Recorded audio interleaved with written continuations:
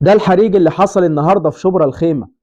والشقة اللي قدام حضراتكم دي اللي بتولع فيها 6 أسرة بالكامل، أم وجدة والأولاد الأربعة، والأولاد فيهم واحد من ذوي الهمم. طبعا الحريق ده كان من بالليل، الناس اتفاجأت به الصبح، كارثة بكل المقاييس.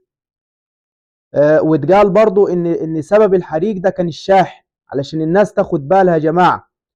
اللي بيحط تليفونه على الشاحن ويسيبه تحت المخدة والبطارية تفضل تسخن، التليفون والبطارية والشاحن بيتسببوا في كوارث والله. وحصل شقق سكنية وبيوت وضحايا كتير جدا بسبب البطارية بتاعت التليفون، وبسبب الشاحن اللي بيتساب بالأسبوع في كده في الكهرباء. وللأسف بتحصل بسببه كوارث، وزي ما انتم شايفين أسرة بالكامل بسبب شاحن.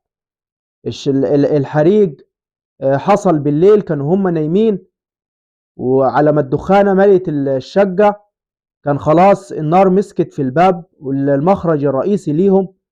الممر الأساسي مفيش غيره يطلعوا منه، ساكنين في الدور السابع، لا هم عرفوا يطلعوا ولا الناس عرفت تدخل ليهم.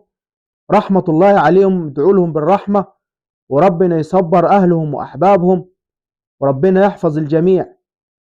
خدوا بالكم يا جماعة، معلش